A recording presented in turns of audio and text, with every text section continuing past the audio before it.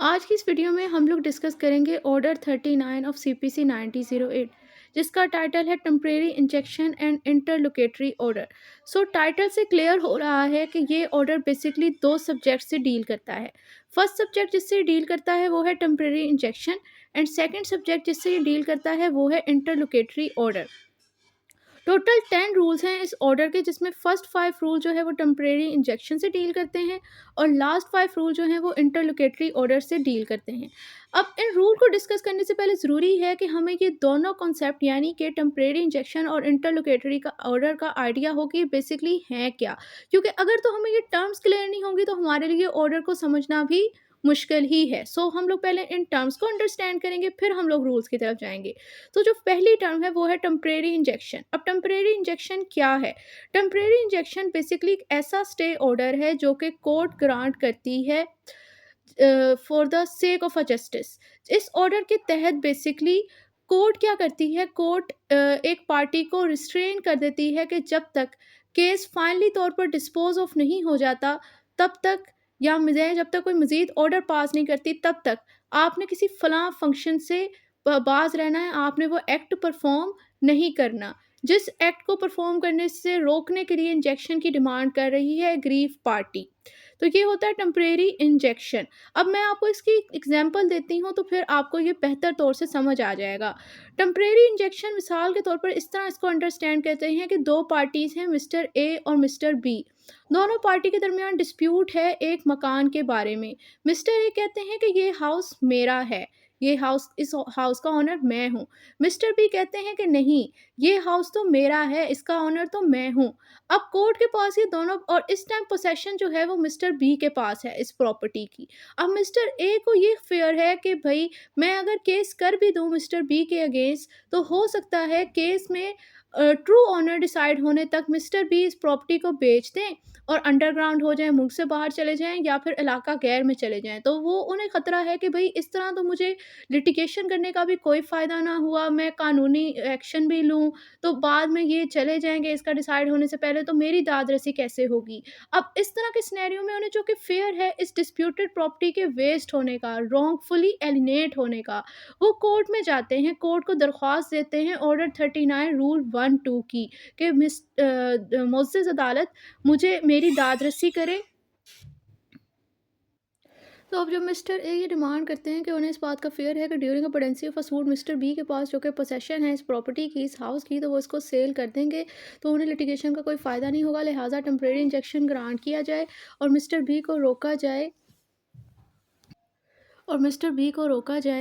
कि वो जो है वो इस घर को जब तक केस का फ़ैसला नहीं आ जाता वो उसे फ़र्दर आगे डिस्पोज़ ऑफ नहीं कर सकते।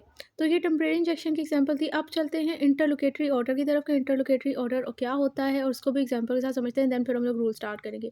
सो इंटरलोकेटरी ऑर्डर एक बेसिकली एक तरह का इंटरिम ऑर्डर है, एक अबूरी ऑर्डर जो कि during a pendency of a suit court जो है for the sake of justice pass कर देती है जब तक केस का फाइनल मतलब अभी पार्टीज़ के दरमियान केस फाइनली तौर पर डिस्पोज ऑफ नहीं हुआ, लेकिन केस के डिसाइड होने से पहले पहले एक किसी कोई ऐसी चीज़ है जिसके हवाले से जस्टिस के पर्पज़ के लिए कोर्ट को ऑर्डर पास करना ज़रूरी है। तो इस तरह के मैटर पर कोई पार्टी दरख्वास्त देती है कोर्ट को, जैसे हम इंटरलोकेटरी एप्लीकेशन करते हैं, उस इंटरलोकेटरी एप्लीकेशन पर इंटरलोकेटरी ऑर्डर जो है वो कोर्ट पास कर देती है। इसको भी एग्जांपल समझ तो आपको ज़्यादा बेहतर से अंडरस्टैंड हो जाएगा। सो मिसाल के तौर पर जैसे कि हम लोग फैमिली मैटर्स के अंदर फैमिली डिस्प्यूट में देखते हैं कि खातून है वो अपने बच्चों की कस्टडी की भी डिमांड करती है कोर्ट से, अदालत से। दूसरा वो साथ में मेंटेनेंस भी मांग रही होती है। अब कस्टडी तो जो पता नहीं कब तक डिसाइड हो कि कौन इंटाइटल है कस्टडी का, या फादर या मदर, लेकिन मेंटेनेंस की वो कोर्ट से डिमांड करती है कि अच्छा ठीक है, कस्टडी का मैटर तो जब तक स्टार्ट होगा पता नहीं क्या मुसीबत।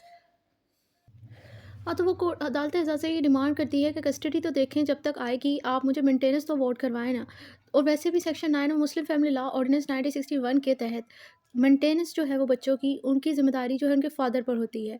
तो कोर्ट कहती है कि ठीक है, कस्टडी तो बाद में डिसाइड होगी, केस का डिसीजन आने तक कि कस्टडी का एंटाइटल कौन है, आया मदर है या फादर है। लेकिन मेंटेनेंस के हवाले से वो एक interlocutory order, interim order pass कर देती है कि ये जो है वो जब तक केस का फैसला नहीं आ जाता तब तक जो है फादर ने अपने बच्चों को मेंटेनेंस प्रोवाइड करनी है। जो कि पंजाब के अंदर बेसिकली ये है कि पहली पेशी पर ही 5,000 पे करने का कह दिया जाता है फादर को कि अपने बच्चे को उसने 5,000 तक की तो मेंटेनेंस प्रोवाइड करनी ही है। सो ये अब आपको मैंने एग्जांपल के साथ इतनी समझाने की कोशिश की कि इंटरलोकेटरी ऑर्डर की आपको समझ आ जाए। अब इंटरलोकेटरी ऑर्डर की अगर एक फर्दर एक और एग्जांपल देख लेते हैं, क्योंकि फैमिली प्रोसीडिंग के ऊपर सीपीसी की प्रोविजन अप्लाई नहीं होती, तो इंटरलोकेटरी ऑर्डर की एक और एग्जांपल इस तरह हो सकती है कि मिसाल के तौर पर 2 पार्टीज़ के दरमियान डिस्प्यूट है। एक पार्टी कहती है कि मिस्टर ए और मिस्टर जेड हैं, 2 पार्टीज़ हैं, उन दोनों पार्टीज़ के दरमियान डिस्प्यूट है आइसक्रीम के हवाले से। आइसक्रीम का बहुत बड़ा स्टॉक है, जो कि मिस्टर ए के पोसेशन में पड़ा हुआ है और मिस्टर जी कहते हैं कि ये तो मेरा है।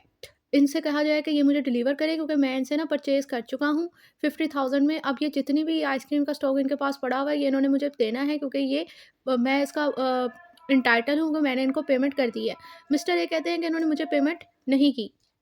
अब दोनों पार्टीज़ के दरमियान डिस्प्यूट ये है कि एक्चुअल ओनर कौन है इन आइसक्रीम का, आया मिस्टर ए है या मिस्टर जी हैं। तो ये तो बाद में डिसाइड होगा, लेकिन इस केस का फैसला आने तक आइसक्रीम जो है वो हो जाएँगी ख़राब, क्योंकि उसकी प्रॉपर्टी है, उसने मेल्ट हो जाना है। वो एक पेरिशेबल आइटम है। तो अब इस सिचुएशन के अंदर मिस्टर जेड जो है वो जो कोर्ट से कहते हैं कि भई आप ना ऐसा करें कि आप ना इन जो ये हमारा जिसके दरमियान डिस्प्यूट है ना, ये आइसक्रीम के स्टॉक के बारे में, इसको सेल आउट कर दें, और जो इसकी प्राइस मनी है ना, इसको मनी वो पैसों में कन्वर्ट कर देंगे। इस चीज़ को बेच के कोर्ट एक इंटरलोकेटरी ऑर्डर पास करेगी कि इनको आइसक्रीम के स्टॉक को बेच दिया जाए, क्योंकि जब तक फैसला आना है तब तक उसने ख़राब हो जाना है। तो ये इंटरलोकेटरी ऑर्डर होता है। तो आई होप आपको इंटरलोकेटरी ऑर्डर की समझ आ गया होगा। नेक्स्ट अब हम चलते हैं टेम्परेरी इंजेक्शन की तरफ, मतलब इस ऑर्डर 39 की तरफ, जिसका फर्स्ट पोर्शन टेम्परेरी इंजेक्शन से डील करता है, फर्स्ट 5 रूल से डील करते हैं। स्टार्ट करते हैं। अब अगर आपको लोकेटरी ऑर्डर और टेम्परेरी इंजेक्शन की टर्म समझ आ गई हैं, तो अब आपके लिए ऑर्डर को समझना बिल्कुल आसान है। इसमें आगे अब कोई मुश्किल चीज़ नहीं। सो रूल 1 कहता है कि cases in which temporary injection में बी ग्रांटेड। सो रूल 1 और रूल 2 जो है ना, वो इस ऑर्डर के, वो बेसिकली इन सिनेरियो से डील करते हैं जिन सिनेरियो के अंदर टेम्परेरी इंजेक्शन दिया जा सकता है, यानी किन सिनेरियो में आप टेम्परेरी इंजेक्शन की रिलीफ की डिमांड करने के लिए कोर्ट में जा सकते हो। फर्स्ट 2 रूल इस ऑर्डर के इन सिनेरियो से डील करते हैं। सो फर्स्ट रूल 1 क्या कहता है? रूल 1 कहता है कि where in any suit it is proved by affidavit और अदरवाइज, यानी कि ये जो इंजेक्शन की डिमांड है, जो स्टे की डिमांड है, वो किसी भी तरह का मुकदमे में की जा सकती है। उधर एनी सूट है, कोई स्पेसिफिक नेचर ऑफ सूट की बात नहीं की गई कि सिर्फ खास इसी सूट में आप स्टे कोर्ट से वो ले सकते हो। किसी भी सूट में वो कह रहे हैं कि अगर आप साबित कर दो, आया बयान हल्फी के थ्रू या अदरवाइज, यानी किसी दरख्वास्त के थ्रू, अगर आप ये साबित कर देते हो clause A that any property in dispute in a suit in danger of being wasted, damaged or alienated by any party to the suit or wrongfully sold in execution of a decree, मतलब आप किसी भी case के अंदर bye affidavit या otherwise, यानी दरख्वास्त के थ्रू ये साबित कर दो कि जो प्रॉपर्टी इन डिस्प्यूट है, सूट में जिस प्रॉपर्टी के मतलब हम दोनों के दरमियान डिस्प्यूट है, उस प्रॉपर्टी के हवाले से खतरा है कि उसे वेस्ट कर दिया जाएगा, उसे ज़ाया कर दिया जाएगा, उसे डैमेज कर दिया जाएगा, उसे नुकसान पहुँचाया जाएगा, और या फिर एक पार्टी ऑफ द सूट इसे ट्रांसफ़र एलिनेट या ट्रांसफ़र कर देगी। आपको इस चीज़ का, इस किस्म का डेंजर है, उसके ज़ाया होने का, उसके ट्रांसफ़र होने का, उसके वेस्ट होने का।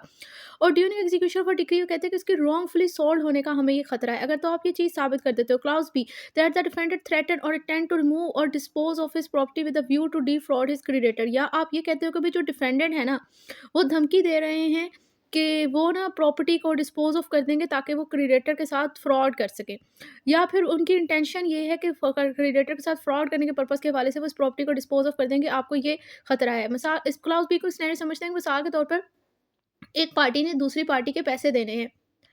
मिस्टर ए ने मिस्टर ज़ी के पैसे देने हैं। मिस्टर ए के पास सिर्फ़ एक ही प्रॉपर्टी है और मिस्टर ज़ी कहती है कि भई ये जो प्रॉपर्टी है ना, यही मेरे क्लेम को सैटिस्फ़ाई कर सकती है, जो इसने मुझसे डेब्ट लिया हुआ था, अब ये प्रॉपर्टी को बेच देगा, ताकि इसे मुझे पैसे ना देने पड़ें। तो लिहाज़ा आप इसे रोकेंगे, ये अपनी प्रॉपर्टी को, इस पे बाड़ लगा देंगे, अपनी प्रॉपर्टी को बेच नहीं सकता।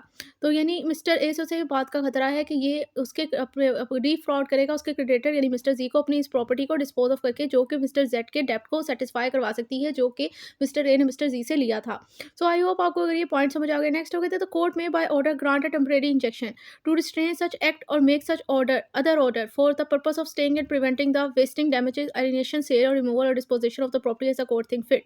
सो वो कह रहे कोर्ट के पास अब डिस्क्रिशनरी मे का वर्ड लगा हुआ, तो कोर्ट के पास डिस्क्रिशनरी पावर है कि या तो वो टेम्परेरी इंजेक्शन का ऑर्डर ग्रांट कर सकती है, या तो वो इस नेचर का टेम्परेरी इंजेक्शन का ऑर्डर ग्रांट कर सकती है कि वो जो डिफेक्टेड पार्टी है ना, डिफेंडेड, उसे वो कह देती है कि भाई आप अपनी हरकतों से बाज आ जाओ, यानी उसे उन एक्ट से रिफ्रेन करने का ऑर्डर दे दे वो टेम्परेरी इंजेक्शन की सूरत में।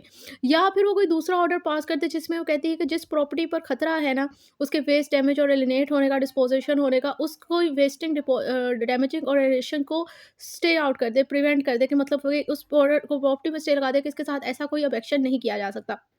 उनसे टेम्परेरी इंजेक्शन का कोड कर सकती है, जो कोड को बेहतर लगे वो कर सकती है। अब ये टेम्परेरी इंजेक्शन कितने टाइम पीरियड तक और हो सकता है, क्योंकि ये टेम्परेरी है, इसके नाम से ज़ाहिर हो रहा है कि ये आर्ज़ी है, मुस्तकिल नहीं है लाइक अ परपेचुअल इंजेक्शन। सो टेम्परेरी इंजेक्शन कह रहे हैं कि until the disposal of a suit और अंटिल फर्दर ऑर्डर, मतलब जब तक केस डिसाइड नहीं हो जाता, टेम्परेरी इंजेक्शन या तो तब तक रह सकती है या फिर जब तक कोर्ट का कोई नया ऑर्डर ना आ जाए तब तक टेम्परेरी इंजेक्शन इन्फोर्सेबल रहती है। सो ये इसकी टाइम लिमिट है कि कब तक रहेगी। नेक्स्ट अब आपके पास आ जाता है रूल 2। रूल 2 कहता है कि इंजेक्शन टू रिस्ट्रेन रेपुटेशन और कंटिन्यूज ऑफ ब्रीच, मतलब आप ये इंजेक्शन की डिमांड कर रहे हो कि मजीद ब्रीच होने से रोका जाए। In any suit for restraining the defendant for committing a breach of a contract or other injury, किसी भी केस के अंदर आप डिफेंडेंट को रोकना चाहते हो कि वो ब्रीच ऑफ कॉन्ट्रैक्ट ना करे या फिर किसी किस्म की इंजरी ना करे, आप उससे उसे रोकना चाहते हो, whether compensation is claimed in a suit और नॉट। अब ये इमटेरियल है कि अगर आप कंपनसेशन, मतलब आप जब ये इंजेक्शन की डिमांड कर रहे हो कि इसको रोका जाए कि ये ब्रीच ऑफ कॉन्ट्रैक्ट ना करे, ये फलां इंजरी ना करे, तो उसमें आप कंपनसेशन की डिमांड कर रहे हो और नहीं कर रहे, ये आपकी चॉइस है, ये ज़रूरी नहीं है, ये इमटेरियल है। तो कहते हैं प्लेंटिफ में at any time after the commencement of the suit, तो प्लेंटिफ की ये डिस्क्रिशनरी पावर है कि किसी भी टाइम दावा दायर होने के बाद, इधर बिफोर और आफ्टर जजमेंट, और जजमेंट पास होने से पहले या उसके बाद में किसी भी वक्त अप्लाई कर सकता है कोर्ट में for a temporary injection to restrain the defendant for committing the breach of a contract और इंजरी कर, ठीक है, वो कोर्ट में आता है, कोर्ट से डिमांड करता है कि भाई टेम्परेरी इंजेक्शन ग्रांट की जाए, डिफेंडेंट को रोका जाए कि वो ब्रीच ऑफ कॉन्ट्रैक्ट ना करे और इंजरी जिसकी वो कंप्लेन कर रहा है कि ये ना करे, इससे उसे रोका जाए, और एनी ब्रीच ऑफ कॉन्ट्रैक्ट और injury of a like kind arising out of, और इसी तरह वो कह रहे हैं कि इसी सेम कॉन्ट्रैक्ट या इसी सेम प्रॉपर्टी और राइट से रिलेटेड जो ये इंजरी और कॉन्ट्रैक्ट कोई फर्दर कोई कॉन्ट्रैक्ट या इंजरी रेज हो रही है उससे उसे रोका जाए। जैसे एक केस होता है, केस के मतलब एक वर्ड बोला जाता है कचहरी में कि ये केस जो है वो बच्चे देना शुरू हो गया है, क्योंकि उस केस की वजह से कोई फर्दर केस सिनेरियो जन्म लेना शुरू कर देते हैं। तो इसी तरह यहाँ पर भी है कि एक कॉन्ट्रैक्ट से फर्दर एक काउज ऑफ एक्शन रेज हो रहा है कि वो कह रहा है कि एक तो ये कॉन्ट्रैक्ट इसने ब्रीच करी, उससे उसकी ब्रीच या किसी दूसरी काइंड ऑफ इंजरी से तो वो उसे रोकने की इंजेक्शन की डिमांड कर ही रहा है। वो कह रहे हैं उसी सेम कॉन्ट्रैक्ट से या उसी प्रॉपर्टी या राइट से रिलेटेड जिससे उसने पहले उसे कोई इंजरी प्रोवाइड की थी, उसी सेम कॉन्ट्रैक्ट उसी सेम प्रॉपर्टी राइट से रिलेटेड ही राइज हो रहा है कोई और ब्रीच ऑफ कॉन्ट्रैक्ट या कोई इंजरी, तो वो कह रहा है कि उससे भी उसे रिस्ट्रेन करने के लिए वो कोर्ट से डिमांड कर सकता है कि कोर्ट टेम्परेरी इंजेक्शन ग्रांट करे। सो रूल 1 को अगर मैं समराइज़ करूँ तो वो बेसिकली ये कह रहे हैं कि मिस्टर प्लेंटिफ का ये राइट है कि सूट इंस्टीट्यूट होने के बाद, जजमेंट पास होने से पहले और जजमेंट पास होने के बाद उसके पास ये डिस्क्रिशनरी ऑप्शन है कि वो कोर्ट से कह सकती है कि कोर्ट डिफेंडेंट को रोके, नंबर 1 किसी ब्रीच ऑफ कॉन्ट्रैक्ट को करने से, नंबर 2 किसी किस्म की इंजरी को करने से। और इन दोनों एप्लीकेशन में उसके ऊपर ऑप्शन है कि बेशक वो कंपनसेशन डिमांड करे, इस इंजेक्शन की डिमांड के साथ-साथ या ना करे, ये उसकी चॉइस है। कर ले तो वेल एंड गुड, ना करे तो नॉट हार्मफुल फॉर हिम। सो फिर उसके बाद साथ में तीसरा सिचुएशन जिसके लिए वो इंजेक्शन की डिमांड कर सकता है, वो कहता है कि इसी कॉन्ट्रैक्ट और इसी प्रॉपर्टी और राइट से रिलेटेड, मतलब वो कहता तीसरा वो कह सकता है कि इसी कॉन्ट्रैक्ट से रिलेटेड जिसकी वो इंजेक्शन की डिमांड कर रहा है, अगर इसको ब्रीच वगैरह फर्दर इसकी ब्रीच करने से रोका जाए, क्योंकि इसी कॉन्ट्रैक्ट से अराइज हो रहा है कोई दूसरा मैटर जिसकी ये ब्रीच कर सकता है, तो वो कह रहा है कि उसको उससे रोका जाए। नंबर 4 वो कह सकता है कि भाई जो पहले इसने मुझे इंजरी की थी ना, जिस प्रॉपर्टी या जिस राइट से मुतल्लिक, सेम उसी से अराइज हो रही है, उसी प्रॉपर्टी राइट से कोई दूसरी इंजरी है, कर सकता है मुझे इसे इससे रोका जाए, तो इस तरह की वो डिमांड कर सकता है। सो रूल 2 कहता है द कोर्ट में by order grant such injection on such term as to the duration of the injection. अब कोर्ट ये इंजेक्शन का ऑर्डर ग्रांट कर सकती है उन टर्म्स और कंडीशन करेगी जो कोर्ट को लगेगी, उन ड्यूरेशन के लिए करेगी जो कि कोर्ट को बेहतर लगेगा, keeping an account giving security or otherwise the court think fit. अब इस सिचुएशन में उससे सिक्योरिटी लेके, कोई दुनिया में कोई चीज़ फ्री नहीं, वही ना गिव एंड टेक, तो फिर वो सिचुएशन में वो उसे कहती है कि ठीक है हम आपको इंजेक्शन का तो ऑर्डर कर देंगे, लेकिन आप पहले कोई सिक्योरिटी वगैरह भी प्रोवाइड करो, तो वो सिक्योरिटी लेके इससे इंजेक्शन का ऑर्डर करेगी। हो सकता है, क्योंकि पॉसिबिलिटी है कि कोर्ट किसी के रिश्तेदार तो नहीं है, आप उसे इंजेक्शन की डिमांड कर ले आ रहे हो और आप कोर्ट को क्या पता कि आपके उसके पीछे कोई वेलाफाइड इंटेंशन हो, दूसरी पार्टी का नुकसान हो जाए, तो फिर दूसरी पार्टी को भी जो उससे सिक्योरिटी लेके इंजेक्शन का ऑर्डर किया है, अगर उसका कोई 1 साल होता है तो उसको कंपनसेट किया जा सके, जिसके अगेंस्ट आप इंजेक्शन लेना चाह रहे हैं, तो सिक्योरिटी लेने का हमेशा कानून में पर्पस यही होता है। सो रूल 3 कहता है कि इन केस ऑफ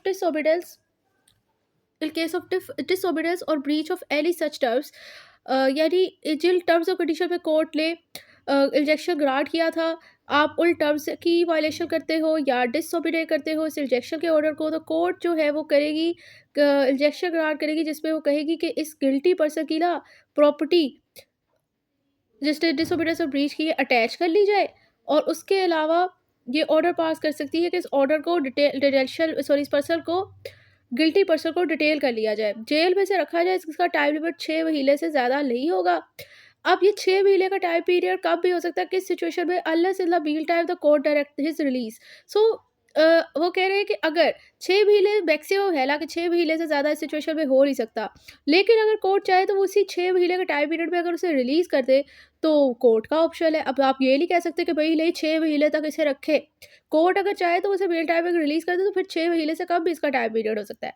रूल 4 कहता है, सब रूल 4 कहता है, sorry, low attachment under this rule shall remain in force for more than 1 year, यानी सो प्रॉपर्टी अटैच हुई है, उसके अटैचमेंट का टेन्योर जो है वो जस्ट 1 साल तक है, 1 साल से ज़्यादा नहीं हो सकता। और अगर ये टाइम खत्म हो जाता है लेकिन डिसओबीडियंस और ब्रीच कंटिन्यू रहती है, द प्रॉपर्टी अटैच में बी सोल्ड। अब सिचुएशन है वही कहावत के लातों के भूत बातों से नहीं बालते। पहले कोर्ट ने उसे कहा था कि उसकी प्रॉपर्टी अटैच की, उसे डिटेंशन में रखा, अब साल तक अटैच रही, वो फिर भी अपनी हरकतों से बाज नहीं आ रहा, तो कोर्ट ने कहा भाई ये तो बातों का भूत नहीं है, तो लातों से ही वालेगा। तो अब सिचुएशन में कोर्ट ने क्या कहा, कोर्ट ने कहा इसकी प्रॉपर्टी को बेचने का ऑर्डर कोर्ट कर सकती है, and out of the proceed the court में award such compensation as it think fit. तो अब इस सिचुएशन में जाहिर सी बात है, सेल करने के बाद पैसे कोर्ट ने अपनी जेब में तो नहीं रख ले। तो वो कह रहे हैं कि जो भी पैसे आएंगे ना उसको सेल करने के बाद, उसमें से कोर्ट कंपनसेशन अवॉर्ड करेगी, जो पार्टी इफेक्टेड है उसको जो उसे बेहतर लगेगी, और जो बैलेंस होगा वो उस पार्टी को दे देगी जो इंटाइटल होगा। जाहिर सी बात है, जिसकी प्रॉपर्टी थी वही इंटाइटल है, उस पर और कोई तो नहीं है, तो वो उसे दे देंगे। अब उसके बाद रूल 2 है, Alternative injection passed under Rule 1 or 2 in the absence of defendant shall not ordinarily exceed 15 days। वो कह रहे अगर ये जो अल्टरनेटिव इंजेक्शन है, यानी जो टेम्परेरी इंजेक्शन प्रोवाइड किया जा रहा है रूल 1 और 2 के अंदर, वो अगर डिफेंडेंट की गैर मौजूदगी में दिया जाता है, तो उसका टेन्योर जो है उस टाइम इंजेक्शन का, वो जस्ट 15 दिन होता है, 15 दिन से ज़्यादा नहीं होता। अब रूल 2A अगर आप ध्यान दें तो ये बहुत अहम सिनेरियो की तरफ आपकी नज़र डालने की कोशिश है। मिसाल के तौर पर जैसे कि हम कहते हैं कि जब भी कोई दरख्वास्त दी जाती है तो उसका फेयर ट्रायल का तकाजा है, आर्टिकल 10 कॉन्स्टिट्यूशन ऑफ पाकिस्तान के तहत फेयर ट्रायल का तकाजा है कि उसका नोटिस दूसरी पार्टी को भी दिया जाए, उसको सुन के आगे प्रोसीडिंग की जाए। वही नेचुरल जस्टिस का प्रिंसिपल और अल्टर पार्ट है कि हर पर्सन को सुन के उसके अगेंस्ट कोई भी एक्शन ले रहा है। तो रूल 2 ये कह रहा है कि हाँ, डिफेंडेंट की गैर मौजूदगी के अंदर जब अगर टेम्परेरी इंजेक्शन का ऑर्डर कोर्ट ग्रांट करती है, तो इस सिचुएशन में टेम्परेरी इंजेक्शन जस्ट 15 दिन मिलेगी, उससे ज़्यादा नहीं मिलेगी। तो क्या ये डिफेंडेंट के साथ ज़्यादती नहीं है कि उसको बगैर सुने, तो भाई उसके साथ ज़्यादती नहीं है, क्योंकि ये कानून की रिक्वायरमेंट है, कानून में ऐसा कह दिया गया है। और दूसरा कुछ सिनेरियो है जो कि आपको रूल 3 में इसी ऑर्डर के मिलेंगे, जहाँ पर आपको बताया जा रहा है कि बगैर डिफेंडेंट को ऑर्डर दिए बगैर भी कोर्ट इंजेक्शन ग्रांट कर सकती है। तो उसमें कह रहे हैं कि जब डिफेंडेंट को सुने बगैर इंजेक्शन ग्रांट हो रही है ना, तो उस सिचुएशन में जस्ट 15 दिन के लिए ये इंजेक्शन आपको मिलेगी, उससे ज़्यादा नहीं आप इस चीज़ का एडवांटेज ले सकते। अब मैं अगर आपके साथ सस्पेंस को डिस्क्लोज कर दूँ कि रूल 3 में ये सिनेरियो लिखा हुआ है कि जहाँ पर कोर्ट को लगता है ना कि जो इंजेक्शन जिस चीज़ के लिए अग्रीव पार्टी रिजेक्शन डिमांड कर रही है, वो मकसद ही दफ़ल हो जाएगा अगर मैं नोटिस देने बैठ जाऊँ। मिसाल के तौर पर इतनी इमरजेंसी की उसकी सिचुएशन है कि उसको इंजेक्शन चाहिए ही चाहिए, क्योंकि अगर कोर्ट ने इंजेक्शन ला दिया, उसका तो नुकसान हो जाएगा, उस नोटिस देने के चक्कर में उसका तो फ़ायदा ही होगा। इसको आप एक सिनेरियो से समझते हैं कि मिसाल के तौर पर एक पा को 2 पार्टीज़ के दरमियान डिस्प्यूट है एक प्रॉपर्टी के बारे में, वही कि वो कहता है, मिस्टर ए कहता है कि मेरी प्रॉपर्टी है, मिस्टर जेड कहती है कि ये मेरी प्रॉपर्टी है। और गवर्नमेंट का ऑर्डर आ गया है उस प्रॉपर्टी के बारे में कि ये ऐसी कंडीशन में है कि इसको डिमोलिश कर दिया जाए। अब कोर्ट के ऑर्डर ने एग्जीक्यूट हो जाना है और मिस्टर ए कहते हैं कि भई मुझे तो नुकसान हो जाएगा, वो उसे आगे बेचना चाहते हैं। तो वो कोर्ट से कहते हैं कि आप ऐसा करें कि आप इस पर स्टे ग्रांट कर दें ताकि गवर्नमेंट इस प्रॉपर्टी को डिमोलिश ना करे। अब गवर्नमेंट को अब कोर्ट जो है सिचुएशन में, अब ये ऐसा सिनेरियो है कि कोर्ट को लगता है कि वाक़ई इतने दिन में तो प्रॉपर्टी डिमोलिश हो जानी है। इसको अगर मैंने इंजेक्शन ना दिया तो इसका तो इर्रिपेयरेबल लॉस हो जाएगा। तो अभी सिचुएशन में ऑपोज़िट पार्टी को बगैर नोटिस दिए, गवर्नमेंट को और मिस्टर ज़ेड को नोटिस दिए बगैर ही वो इधर स्टे ग्रांट कर देंगे। लेकिन यहाँ पर जो मिस्टर ए को स्टे मिलेगा, इंजेक्शन मिलेगा, वो जस्ट 15 दिन है, 15 दिन से ज़्यादा उन्हें नहीं मिलेगा। अब एक सिनेरियो है इसकी प्रोविज़ो में बताया जा रहा है, जब आपको 15 दिन से ज़्यादा का भी, जब डिफेंडर की गैर मौजूदगी में आपको स्टे अवॉर्ड किया जाता है, उसमें आपको 15 दिन से ज़्यादा भी स्टे दिया जा सकता है। सो वो क्या कहते हैं, कहते provided that such injunction may be extended for failure of it service on the defendant when such failure is not attributable to the plaintiff or when the defendant seek time for the defence of application for injunction. यानी दो scenario हैं जब आपको, जब defendant की गैर मौजूदगी में स्टे अवॉर्ड हो रहा है, जब 15 दिन से ज़्यादा वो हो सकता है। पहले ये है कि अगर तो जो सर्विस ऑफ नोटिस है, जो नोटिस जाना है डिफेंडेंट को, वो नहीं मिला डिफेंडेंट को आके उसे डिफेंड करने के लिए, लेकिन इसके पीछे प्लेंटिफ का हाथ ना हो, क्योंकि फिर वो मैलाफाइड इंटेंशन होगी, इसने जानबूझ के डिले किया। हम कहेंगे भाई, जैसे हम कहते हैं क्रिमिनल प्रोसीडिंग चल रही होती है तो सबसे पहले अगर कोई एविडेंस आता है और वो फिर कोर्ट देखती है कि इस चीज़ का फ़ायदा किसको होगा। जैसे दो पार्टीज़ के दरमियान विरासत का डिस्प्यूट चल रहा है, दो भाइयों में, और एक भाई का अचानक उस केस के अंदर मर्डर हो जाए, एक्सीडेंट उसकी हो जाए, और दूसरा पार्टी जो है वो अकेला उस वारिस हो जाए। तो क्या किसी भी ऑर्डिनरी प्रूडेंस पर्सन का माइंड क्लिक नहीं करेगा कि इस सिनेरियो में हादसाती तौर पर उसके भाई की डेथ हो गई है, सबसे फ़ायदा किसको होना था? ठीक है? तो वो यही समझा जाता है कि जिसको फ़ायदा होना था, फिर उसको कहते हैं कि शक का दायरा उस पर ही आ जाता है कि इस चीज़ में फ़ायदा किस चीज़ को, किसको होना था। अब सेम आप देखें कि अगर तो डिफेंडेंट को नोटिस नहीं मिलता और वो नहीं आ पाता, फ़ायदा किसको है इंजेक्शन का टाइम पीरियड भरने में? प्लेंटिफ का। तो वो कह रहे हैं कि अगर तो उसकी उसकी वजह से, प्लेंटिफ की वजह से नोटिस डिले ना हुआ और डिफेंडेंट को किसी और का, उसकी वजह से डिफेंडेंट को नोटिस डिले हुआ है, उसे सर्व नहीं हो सका, तो अब इस सिचुएशन में डिफेंडेंट जो प्लेंटिफ को टेम्परेरी इंजेक्शन का टाइम पीरियड है वो 15 दिन से ज़्यादा हो जाएगा। दूसरा सिनेरियो है जब उसका ये 15 दिन से ज़्यादा हो जाएगा टेम्परेरी इंजेक्शन, वो टाइम पीरियड वो ये है कि अगर डिफेंडेंट कहता है कि भई मुझे इस इंजेक्शन की एप्लीकेशन को डिफेंड करने के लिए कुछ टाइम पीरियड चाहिए, वही केस वर्क ना, क्योंकि ड्रामा तो नहीं चल रहा जिसमें पहले स्क्रिप्ट लिखी हुई है, ये तो रियलिटी है। तो इसलिए इस सिचुएशन में उस पर्सन को तो टाइम चाहिए अपने आप को डिफेंड करने के लिए, सबूत इकट्ठे करने के लिए। तो दो सिनेरियो हैं जब डिफेंडेंट की गैर मौजूदगी के अंदर टेम्परेरी इंजेक्शन अवॉर्ड हो जाती है प्लेंटिफ को। तो इस सिनेरियो में जनरली कहते हैं कि उसको उस सिचुएशन में जस्ट 15 दिन का टाइम मिला है, 15 दिन का स्टे ऑर्डर मिला है। लेकिन ये 15 दिन का स्टे ऑर्डर एक्सटेंड हो सकता है दो सिनेरियो में। नंबर 1, अगर डिफेंडेंट विलिंगफुली कोर्ट से कहता है कि भाई मुझे इस एप्लीकेशन को डिफेंड करने के लिए टाइम चाहिए। अब हो सकता है 15 दिन से ज़्यादा वो 15 दिन और टाइम लगा ले। अब जब तक वो डिफेंड नहीं करेगा, आगे कोर्ट प्रोसीडिंग नहीं चला सकती। तो अब इस सिनेरियो के अंदर 30 दिन हो गया, आप समझ लें कि यही इंजेक्शन एक्सटेंड हो गया। दूसरी सिनेरियो ये कहता है कि अगर नोटिस ही ना मिले डिफेंडेंट को, लेकिन उस नोटिस ना मिलने के चक्कर में प्लेंटिफ की गलती ना हो, साल गिनने के वही मज़ीद 15 दिन ही अगर लेट हो गया, डिफेंडेंट को नोटिस ना मिल सका, तो अब इस सिचुएशन में मज़ीद वो 15 से 15 दिन बढ़ गया ना। तो अब यहाँ पर आई होप आपको ये पॉइंट समझ आ गया होगा। नेक्स्ट है रूल 2B। रूल 2B कहते हैं the order of injunction made under rule 1 or 2 after hearing the parties or after notice to the defendant shall cease to have effect on the expiration of 6 month. So वो कह रहे हैं कि अगर यही temporary injection rule 1 or 2 के तहत grant किया जाए, जिसमें पार्टीज को नोटिस देने के बाद और पार्टीज को सुनने के बाद अगर ये मिलता है, तो अब इस सिचुएशन में इसका टेन्योर इस टेम्परेरी इंजेक्शन का जस्ट 6 माह है। 6 माह के बाद ये ऑटोमेटिकली तौर पर खुद ही ख़त्म हो जाएगा। अगर तो डिफेंडेंट को नोटिस दिए बगैर उसकी गैर मौजूदगी में टेम्परेरी इंजेक्शन कोर्ट ग्रांट करती है, तब टाइम पीरियड कितना है, 15 दिन। लेकिन अगर उसे सुन के, दोनों पार्टीज को सुनने के बाद, उसे नोटिस देने के बाद टेम्परेरी इंजेक्शन कोर्ट ग्रांट कर रही, तो उसका टाइम पीरियड है जस्ट 6 माह। 6 माह के बाद उसने ऑटोमेटिकली तौर पर सीज टू इफेक्ट हो जाना है, मतलब खत्म हो जाना है इस स्टे ऑर्डर ने। लेकिन अब यहाँ पर भी, जो कि every general rule has exception in law, so यहाँ पर भी इस जनरल रूल की एक्सेप्शन है। वो कह रहे हैं कि unless extended by the court after hearing the parties again and for reason to be recorded for special reason. लेकिन अगर यही टाइम पीरियड कोर्ट पार्टीज को दोबारा सुनने के बाद बढ़ा दे और उसके रीजन भी एक्सटेंशन के रिकॉर्ड करे, तो अब इस सिचुएशन में 6 माह से ज़्यादा भी टेम्परेरी इंजेक्शन हो सकता है, provided that report of such extension shall be submitted to the high court. अब यही वो कह रहे हैं कि ये जो एक्सटेंशन की रिपोर्ट है वो सबमिट कर दी जाएगी हाई कोर्ट को। सेम लाइक दैट, जैसे हम लोगों ने क्रिमिनल प्रोसीडिंग में पढ़ा हुआ है कि सेशन जज जो है वो डेथ की सेंटेंस नहीं दे सकता। डेथ की सेंटेंस अगर उसने देनी है, सॉरी, वो शायद उसमें ये है कि वो डेथ की सेंटेंस दे सकता है लेकिन वो उसकी एग्जीक्यूशन नहीं करा सकता। एग्जीक्यूशन उसकी तभी होगी जब हाई कोर्ट कंफर्म कर दे। तो जिस तरह वहाँ पर है, इसी तरह कह रहे हैं कि इंजेक्शन की अगर डिमांड उसको दोबारा मज़ीद बढ़ाया जा रहा है, तो अब उस एक्सटेंशन को बढ़ाने के लिए आपको हाई कोर्ट को रीज़न रिकॉर्ड करके देने पड़ेंगे कि भई हम ये क्यों बढ़ा रहे हैं, और ये रिपोर्ट बाकायदा आपने हाई कोर्ट को सबमिट करनी है। अब आ जाते हैं रूल 3 की तरफ। वो कहते हैं before granting injunction, court to direct notice to opposite party. So कह रहे हैं द कोर्ट, टाइटल से ज़ाहिर हो रहा है कि बिफोर ग्रांटिंग इंजेक्शन यानी इंजेक्शन को अवॉर्ड करने से पहले कोर्ट ने नोटिस देना है ऑपोजिट पार्टी को।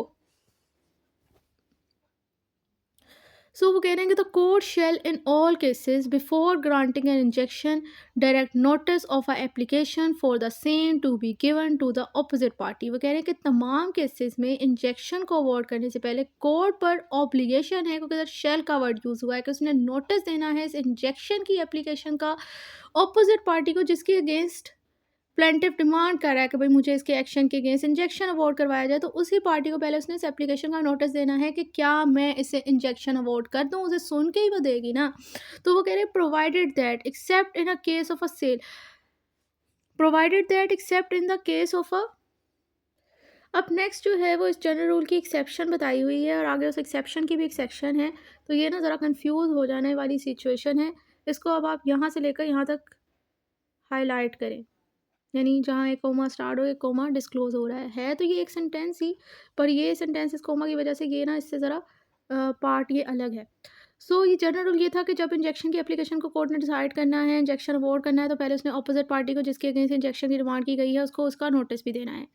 प्रोवाइज़ो अब आपको ये कह रही है, अब जहाँ जिसको मैंने सर्कल किया, मैंने ब्रैकेट लगाई हुई है, वो इसकी जनरल रूल की एक्सेप्शन नहीं है।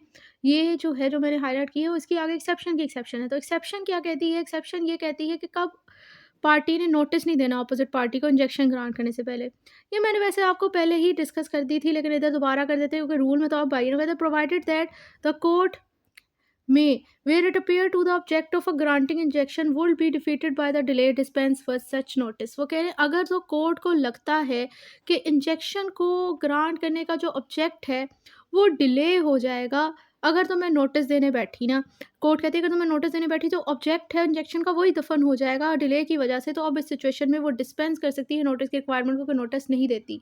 मिसाल के तौर पर वही सिनेरियो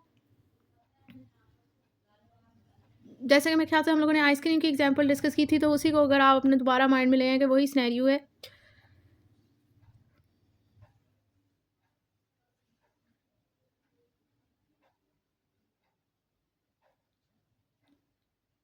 नहीं, हम लोगों ने डिमोलिशन ऑफ बिल्डिंग की एग्जांपल मैंने आपके साथ इस सिनेरियो में डिस्कस की थी, तो वही यहाँ पर भी आप एग्जांपल अपने माइंड में क्लिक कर लें।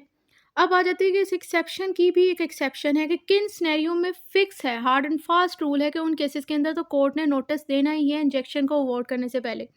सो कह रहे हैं कि except in a case of a sale of a good for default in payment.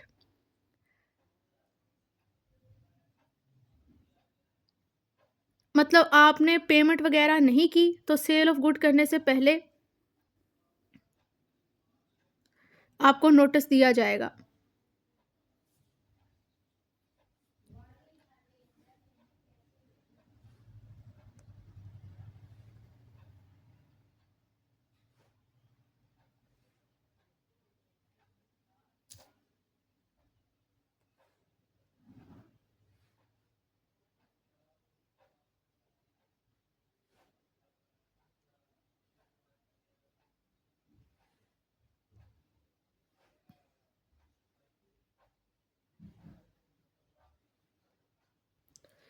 अच्छा, अब इसको अंडरस्टैंड करते हैं कि जनरल रूल तो ये है ना कि जब भी कोर्ट ने इंजेक्शन अवॉर्ड करनी है तो उसने जिस पार्टी के अगेंस्ट आपको इंजेक्शन चाहिए पहले उसको नोटिस देना है।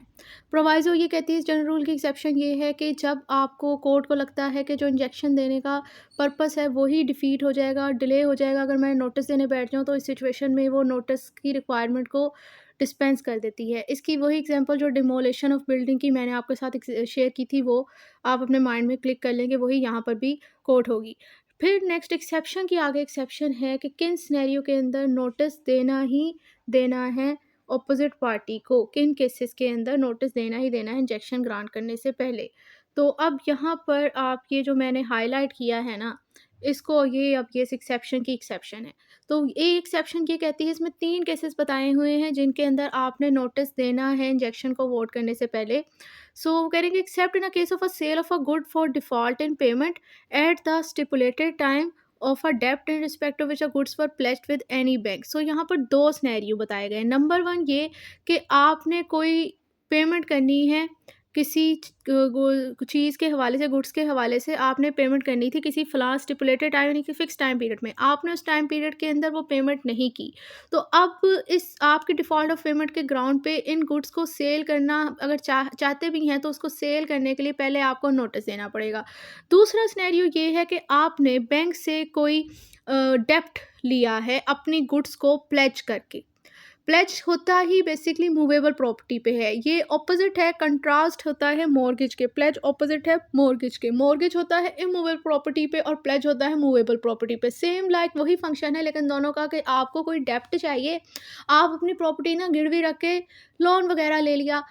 मॉर्गेज में इमूवेबल प्रॉपर्टी को देकर होता है और प्लेज में मूवेबल प्रॉपर्टी को देकर होता है। सेम यहाँ पर अगर हम थोड़ा कंफ्यूज ना करें तो इसमें ये है कि अगर आपने अपनी मूवेबल प्रॉपर्टी को दे के, उस गुड्स को दे के, प्लेज करके कुछ डेब्ट वगैरह लिया है, अब बैंक से आपने लिया है और आपने ये क्लियर करना है, लेकिन आपने क्लियर नहीं किया उस टाइम पीरियड में, तो अब इस सिचुएशन में जो आपकी प्लेज गुड्स हैं, उनको सेल करने से पहले आपको नोटिस देना ज़रूरी है।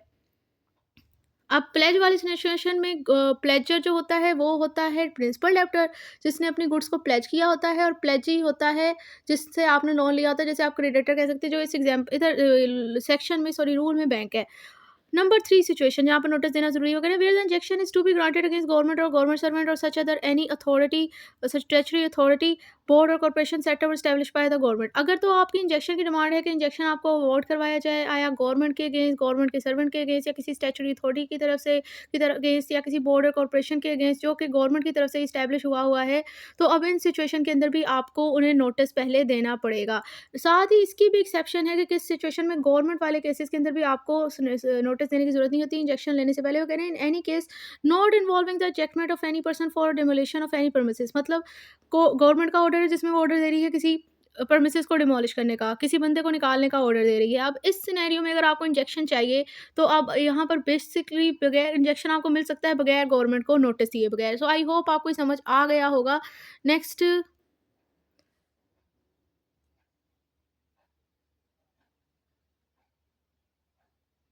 नेक्स्ट चलते हैं प्रोवाइज़ो की तरफ। मज़ीद जो प्रोवाइज़ो इसमें क्या कहती है, provided further that the period of notice under this rule to a government और गवर्नमेंट सर्वेंट और such other statutory authority body corporation show. वो कह रहे हैं जब आपने गवर्नमेंट को या गवर्नमेंट सर्वेंट को या स्टैट्यूटरी अथॉरिटी और कोई बॉडी कॉर्पोरेशन जो कि गवर्नमेंट के तहत इस्टेब्लिश होती है ना, जब उसे नोटिस देना है कि भाई आपके अगेंस्ट इंजेक्शन जो है वो, मतलब उसे जो नोटिस देना होता है ना, उस सिचुएशन में जो नोटिस का टाइम पीरियड है, मतलब आप वो कह रहे हैं कि आपके अगेंस्ट हम इंजेक्शन की एप्लीकेशन को वोट करें या नहीं, तो उसको डिफेंड करने के लिए जो टाइम पीरियड दे रहा है, उसे जो नोटिस दिया जा रहा होता है, उसका मिनिमम टाइम पीरियड से 2 दिन का नोटिस देते हो आप, या फिर मैक्सिमम 7 दिन है। 7 दिन से ज़्यादा का नोटिस नहीं दे सकते। यदि अगर उसे नोटिस मिला है ना गवर्नमेंट के अगेंस्ट आप इंजेक्शन डिमांड करना चाह रहे हो, तो मिनिमम या तो उस नोटिस में आप 2 दिन दोगे, मैक्सिमम या जो 7 दिन दोगे। 7 दिन से ज़्यादा दिन 2 या 7 दिन के बाद कोर्ट ने आना है, सॉरी, गवर्नमेंट ने आना है और उसने फिर उस एप्लीकेशन को डिफेंड करना है।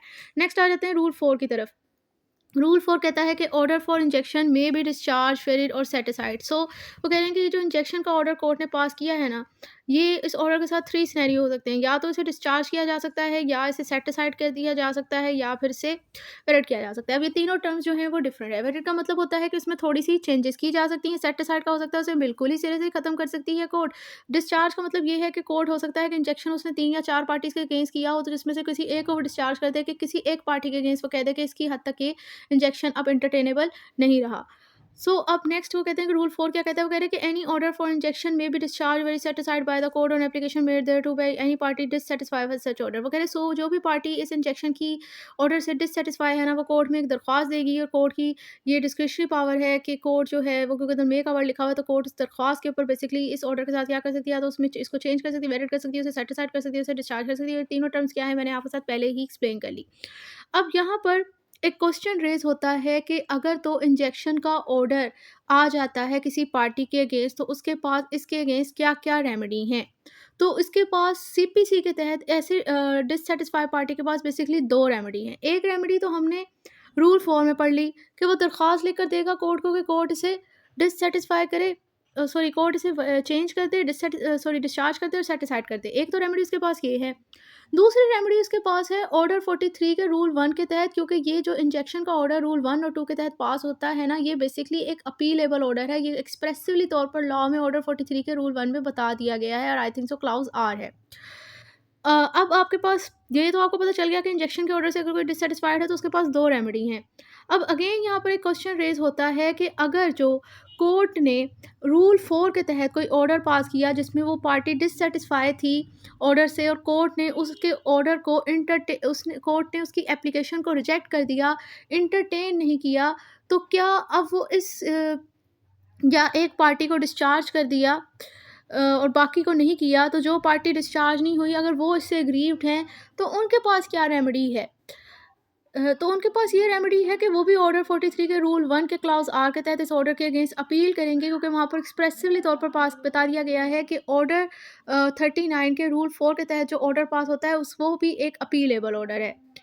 सो नेक्स्ट चलते हैं रूल 4A की तरफ। सो रूल 4A क्या कहता है, अगर injection to cease be in force after certain period, यानी जो इंजेक्शन है ये ऑटोमेटिकली तौर पर एक टाइम लिमिट के बाद खुद ही खत्म हो जाएगा। So can injunction granted by a court in a suit which seek to the question the validity or legal effect of any order made proceeding taken or act done by any authority or person which has been made taken or done or purport to have been made taken or done under any law which is specified in part 1 of first schedule to the constitution related to or is connected with assessment or collection of public revenue shall cease to have effect on the expiration of a period of 6 months following the day on which it is made। अब इस rule के अंदर ना दो चीज़ें हैं, एक general rule और एक्सेप्शन। जनरल रूल क्या है? जनरल रूल ये कहता है कि कोर्ट ने इंजेक्शन का ऑर्डर ग्रांट किया किसी ऐसे सूट के अंदर जिस सूट के अंदर कोर्ट के पास मैटर ऑफ कंट्रोवर्सी जो डिस्प्यूट था वो ये था कि जो कोई ऑर्डर या कोई एक्शन या कोई प्रोसीडिंग की है किसी पर्सन ने या किसी अथॉरिटी ने, और वो जो एक्शन और प्रोसीडिंग और ऑर्डर पास उन्होंने किया है वो किसी ऐसे लॉ से मुतल्लिक उन्होंने पास किया है, किसी ऐसी लॉ की हदूद के अंदर रहते उन्होंने पास किया है जो कि बताया गया है first schedule of the constitution के पार्ट 1 में, या फिर जो उन्होंने ये ऑर्डर पास किया है, प्रोसीडिंग की है, कोई एक्शन परफॉर्म किया है, वो उनका किसी पब्लिक रेवेन्यू की असेसमेंट और कलेक्शन से कनेक्टेड है। अब कोर्ट के सामने ये डिस्प्यूट है, ये क्वेश्चन है इस तरह के केस के अंदर कि ये जो इस अथॉरिटी और पर्सन का एक्शन है जो इसने रेलेवेंट लॉ या पब्लिक रेवेन्यू से मुतल्लिक किया है, क्या ये वैलिड है, इसकी क्या लीगल इफेक्ट है, इसकी क्या आप कह सकते हो लीगल एफिशिएंसी है ना, वो ये मानना चाह रहे हैं कि इसकी वैलिडिटी क्या है, इसकी ऑथेसिटी क्या है, ऑथेंटिसिटी क्या है, सॉरी। तो फिर इस सिचुएशन में कोर्ट ने इस तरह के मैटर के अंदर जो कोई इंजेक्शन का इस तरह के केस के अंदर जब इस तरह का डिस्प्यूट है, उसने जो इंजेक्शन का ऑर्डर अवॉर्ड किया है तो वो कह रहे हैं कि उसका टाइम पीरियड ना जस्ट 6 माह है। 6 माह के बाद जैसे ही कोर्ट ने ये ऑर्डर पास किया था, जिस दिन से लेकर 6 माह पूरे हो गए वो ऑटोमेटिकली तौर पर खुद ही कैंसिल हो जाएगा, सीज टू इफेक्ट हो जाएगा। अब एक्सेप्शन इसकी क्या है कि जब वो 6 माह से पहले भी हो सकता है। वो कह रहे हैं कि unless the case is finally decided or injunction is discharge set aside by the court earlier. So हो सकता है कि अगर तो अर्लियर का वर्ड यहाँ पर बहुत इंपॉर्टेंट हो, कह रहे हैं कि अगर कोर्ट का डिसीजन इस केस के अंदर उस 6 माह से पहले ही आ गया या फिर इंजेक्शन जो है वो सेट असाइड हो गई या डिस्चार्ज हो गई, तो इस सिचुएशन में वो 6 माह से पहले भी खत्म हो सकती है। नेक्स्ट एक्सप्लेनेशन ये है, in this rule public revenue include the due of any bank owned by the federal government or of any corporation undertaken under control by the federal government. सही, वो कह रहे हैं इस रूल के अंदर पब्लिक रेवेन्यू से मुराद है वो ड्यूज जो कि आपने किसी बैंक को देने हैं, और वो बैंक जो है वो कौन सा बैंक हो सकता है जो कि ओन्ड बाय द, यानी इसका ओनर जो है फेडरल गवर्नमेंट हो, यानी वो फेडरल बैंक हो, फेडरल बैंक की फेडरल अथॉरिटी के तहत वो बैंक एस्टेब्लिश हुआ है, या फिर किसी ऐसी कॉरपोरेशन या किसी ऐसी अंडरटेकन होती है कोई ऐसी इंडस्ट्री जो कि बेसिकली बिजनेस एक्टिविटी के लिए आपस में वो लोग इकट्ठे होते हैं, उसे अंडरटेकिंग कहते हैं। वो कह रहे हैं किसी कॉरपोरेशन अंडरटेकिंग जो कि फेडरल या प्रोविंशनल गवर्नमेंट ने ही चला रहे हैं, उनके अंडर का वर्क एस्टेब्लिश हुआ वो ऐसा बैंक हो। Rule 5, injunction to corporation binding on its officer. So इसमें बेसिकली बताया जा रहा है कि जो स्टे ऑर्डर का ऑर्डर है ना, वो जस्ट कॉरपोरेशन पर ही बाइंडिंग नहीं होता, बल्कि उसके जो डायरेक्टर हैं, उसके मेंबर हैं, उसके जो शेयर होल्डर हैं, उन पर भी बाइंडिंग होता है। उसके जो मैनेजर आप कह सकते हो, उसकी सेक्रेटरी, उसके हर स्टाफ पर वो अप्लाई होता है। Injection directed to a corporation is binding not only on the corporation itself. Stay order जो इंजेक्शन दिया जाता है वो कॉरपोरेशन के अगेंस्ट, अगर तो कॉरपोरेशन पर बाइंडिंग नहीं होता, बल्कि उसके तमाम मेंबर और ऑफिसर ऑफ द कॉरपोरेशन पर, जो कि उनके उस personal action stick to stay, मतलब उन पर भी बाइंडिंग होता है, उनको भी रिस्ट्रेन किया जाता है कि वो भी कोई पर्सनल एक्शन नहीं लेंगे। मिसाल के तौर पर कि कोर्ट ने किसी कंपनी को कह दिया कि आपने ये फ़लाँ ट्रेड नहीं करनी, आप पे ये बार है, इंजेक्शन कर दिया गया कि जब तक केस का डिसाइड नहीं हो जाता। मिसाल के तौर पर ये कह लें कि एक कंपनी के ऊपर ये है कि वो एक कंपनी है बाकायदा, जो कि कॉस्मेटिक्स बनाती है या आइसक्रीम वगैरह बनाती है। अब इस सिचुएशन पे उन पर ये एलिगेशन चल रहा है केस में, आप ये कॉस्मेटिक्स का ही लगा लो कि ना ये कॉस्मेटिक्स वगैरह बनाती है कंपनी के ऊपर, एक कंपनी का दूसरी कंपनी के साथ डिस्प्यूट चल रहा है। और वो कंपनी कहती है कि इन्होंने हमारा फ़ॉर्मूला चुराया है, तो जिसकी वज़ह से इनकी सेल बहुत ज़्यादा हो गई है। उन्होंने डाउट है कि जो उनका फ़ॉर्मूला लॉन्च होना था ना, वो इन्होंने चोरी कर लिया है। तो अब इस सिचुएशन में दोनों पार्टीज़ के दरमियान डिस्प्यूट हो रहा है, तो वो कहते हैं कि भई जब तक हमारे दरमियान फ़ाइनल फ़ैसला नहीं ना आ जाता, इन्हें जो ये जिस प्रोजेक्ट पर उन्हें डाउट है ना कि ये फ़लाँ प्रोजेक्ट इनका, इसमें उनका फ़ॉर्मूला यूज़ हो रहा है, इस प्रोजेक्ट पे बाड़ लगा दी जाए कि इसके प्रोडक्ट मार्केट में ना आएँगे, ना इनको सेल किया जाएगा। तो कंपनी फिर कॉर्पोरेशन को ये ऑर्डर ग्रांट कर दिया जाता है कि भई ये अब आपने ये तब तक, जब तक केस डिसाइड नहीं हो जाता, तब तक आपने काम नहीं करना। आपने अपने ये प्रोडक्ट नहीं सेल आउट करने। अब क्या होता है कि उनके कोई वर्कर हैं, वो इंडिविजुअली तौर पर मार्केट्स में जाके काम करना शुरू कर दें, कि वो अपने सैंपल्स दिखाना शुरू कर दें। तो वो ऐसा है, रूल 5 में कह दिया गया है कि वो उनके एम्प्लॉयर्स भी नहीं कर सकते। उन पर भी इंजेक्शन की उसी तरह अप्लाई होगा जिस तरह उनके कॉर्पोरेशन पर अप्लाई हो रही है, क्योंकि एक तरह से देखा जाए तो वो तो इसके बिहाफ पे ही काम कर रहे हैं ना, उसी की अथॉरिटी में काम कर रहे हैं। तो जो स्टे ऑर्डर कॉर्पोरेशन के अगेंस्ट है, वो उसके तमाम स्टाफ, जिसमें director, manager, members, officer, secretary सब आ जाते हैं, उन पर भी लगेगा। सो आई होप आपको ये रूल 5 समझ आ गया होगा। अब मैं अगर इंजेक्शन को समराइज़ करूँ, कि टेम्परेरी इंजेक्शन के टोटल 5 ऑर्डर थे, इसमें बेसिकली बात क्या की गई? तो इसमें बात बेसिकली यही की गई है कि इंजेक्शन जो है वो कुछ सिनेरियो की केस में आप ऑर्डर 39 के रूल 1, 2 की दरख्वास्त देते हैं। मिसाल के तौर पर एक पार्टी एग्रीड समझती है खुद से, मतलब एक पार्टी को लगता है कि जो नंबर 1 सिनेरियो ये है कि अगर पार्टी को लगता है कि भई जो प्रॉपर्टी इन डिस्प्यूट है ना, वो दूसरी पार्टी की तरफ से खतरा है कि वो इसे during execution of a decree बेच देगा, या वो इसे डैमेज कर देगा, वेस्ट कर देगा, इसे रॉन्गफुली एलिनेट कर देगा। नंबर 2 से ये लगता है कि ये जो है वो मेरे डेब्ट ना इसे देने पड़े, तो लिहाज़ा ये अपनी प्रॉपर्टी को रॉन्गफुली सोल्ड कर देगा, एलिनेट कर देगा। मुझे इस चीज़ से खतरा है कि ये ऐसा कर देगा। एक पार्टी को इस चीज़ का फ़ियर है। नंबर 3 उसे ये है कि उसे लगता है कि ये पार्टी कोई कॉन्ट्रैक्ट को ब्रीच कर देगी, या मुझे किसी किस्म का कोई नुकसान पहुँचा देगी। नंबर 4 उसे लगता है कि भई ये ना जो इसने मुझे पहले कोई नुकसान, ब्रीच ऑफ कॉन्ट्रैक्ट किया है, या जो इंजरी प्रोवाइड की है, उसी से रिलेटेड ही कोई इंजरी और ब्रीच ऑफ कॉन्ट्रैक्ट रेज़ हो रही है। ये वो भी कर सकती है, पहली तो ये कर सकती है, तो ये दूसरी दफ़ा भी कर सकती है, इसे उससे रोका जाए, कंटिन्यूज़ ऑफ द ब्रीच और इंजरी।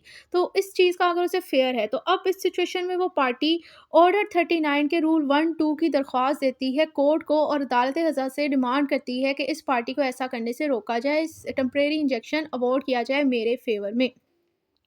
अब इंजेक्शन की एप्लीकेशन में मिसाल के तौर पर क्या होगा, क्योंकि एप्लीकेशन जो है वो सूट का ही पार्ट होती है, तो अब इस सिचुएशन में यानी कि सूट का ही पार्ट है, कोई अलग चीज़ तो उसमें है नहीं। तो जिस भी सूट के अंदर आप लोग ये दरख्वास्त दोगे, सबसे पहले आप लोग उस सूट का सबसे पहले एप्लीकेशन में आप उस कोर्ट का नाम लिखोगे, कि in the name of the court. अगर सिविल कोर्ट क्लास जज क्लास 1 के पास लगी हुई है, तो उसका नाम लिखेंगे। फिर चूँकि हम लोगों ने पार्टीज़ की डिस्क्रिप्शन लिखनी है, और पार्टीज़ यहाँ पर एक एप्लीकेंट होता है, दूसरे यहाँ पर जो है वो रिस्पोंडेंट होगा। उन पार्टीज़ की डिटेल लिखेंगे इस दरख्वास्त में। नहीं, सबसे पहले इन ये क्लिक क्यों नहीं रहा? सबसे पहले दरख्वास्त में आप लिखोगे इन द कोर्ट, जिस कोर्ट के पास ये दरख्वास्त लेकर जा रहे हो, उस कोर्ट का नाम लिखोगे। फिर आप लोग पार्टीज़ की डिस्क्रिप्शन लिखोगे, जैसे कि एप्लीकेंट आ जाएगा और रिस्पोंडेंट आ जाएगा। फिर उसके बाद हम लोग फिर उसके बाद हम लोग जाएँगे फिर उसके बाद हम लोग जाएँगे सब्जेक्ट की तरफ।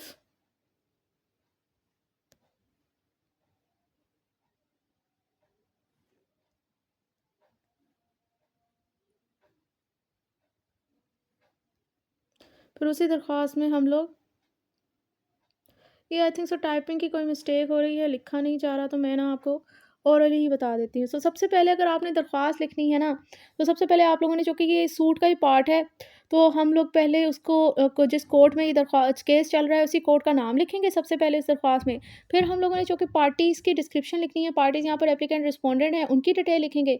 फिर हम लोग नेक्स्ट पार्ट होगा इस दरख्वास्त का, उसमें हम लिखेंगे सब्जेक्ट, जिसमें हम कहेंगे कि हमें इंजेक्शन चाहिए under order rule 1 and 2 of order 39। फिर हम लोग लिखेंगे रिस्पेक्टफुली, मोस्ट रिस्पेक्टफुली। फिर उसके बाद हम लोग इसके पैराग्राफ लिखेंगे, जो कि नॉर्मली इंजेक्शन की एप्लीकेशन के 5 पैराग्राफ होते हैं ना, और लास्ट में हम लोग साइन कर देंगे। उन 5 पैराग्राफ में क्या होगा, सबसे पहले तो हम लिखेंगे कि ये जो एप्लीकेशन है, this application is a integral part of the suit, यानी सबसे पहले हम लिखेंगे कि ये एप्लीकेशन सूट का अहम हिस्सा है। फिर उसके बाद हम लोग लिखेंगे कि भई अगर ये इंजेक्शन मुझे अफोर्ड ना किया गया, नहीं, फिर हम लोग लिखेंगे कि भई ये ना प्राइमा फेसाई केस है, जिसके अंदर वो कहेगा कि भई मेरा बनता है कि मुझे इंजेक्शन डिमांड की जाए। मतलब वो कहेगा कि पेरेंटली तौर पर लग रहा है कि इंजेक्शन मुझे दी जाए, क्योंकि मैं इसको डिज़र्व करता हूँ। थर्ड पैरा में आप लिखेंगे कि अगर आपको इंजेक्शन डिमांड ना की गई, तो आपका इर्रिपेयरेबल लॉस हो जाएगा। मतलब आप कहोगे कि अगर मुझे इंजेक्शन ना मिली, तो मेरा नाकाबिले तलाफ़ी नुकसान हो जाएगा। फोर्थ पैराग्राफ में आप लोगों ने ये लिखना है कि ये बैलेंस ऑफ इनकन्वीनियंस की सिचुएशन है। मतलब वो ये कहना चाहता है कि अगर आपने ज़रा सा भी डिले किया मुझे इंजेक्शन डिमांड करने में, और अगर केस का फ़ैसला आ भी जाता है, तो अगर अभी ना मुझे मिली ये इंजेक्शन, तो मुझे बाद में मिलने का कोई फ़ायदा नहीं है। मतलब ये चीज़ आपने, ये सिनेरियो क्रिएट करना है। लास्ट में आप लोगों ने प्रेयर करना है कि लिहाज़ा वो कहेगा कि इन सर्कमस्टांसेस जो मैंने ऊपर एक्सप्लेन किया ना, इनकी रोशनी में मुझे इंजेक्शन दिलाई जाए। फिर वो अपने सिग्नेचर वगैरह लगा करके कोर्ट में ये दरख्वास्त सबमिट कर देगा। सो इंजेक्शन बेसिकली 3 ग्राउंड्स पर डिमांड की जाती है। सबसे पहले 3 ग्राउंड्स आपने अपनी इस दरख्वास्त में ना रेज़ करने होते हैं। ये इंजेक्शन की दरख्वास्त में मेन होते हैं। सबसे पहले आपने कहना है कि प्राइमा फेसाई केस है, फिर आपने बताना है कि इर्रिपेयरेबल लॉस हो जाएगा मेरा अगर मुझे इंजेक्शन ना मिली। फिर आपने तीसरे नंबर पे लिखना होता है कि भई ये बैलेंस ऑफ इनकन्वीनियंस की सिचुएशन हो जाएगी कि अगर मुझे इंजेक्शन ना अवॉर्ड करवाई गई। सो अब ये मैंने बताया कि ये सिनेरियो आए आपके पास, ये आपके पास रूल 1-2 के केसेस थे।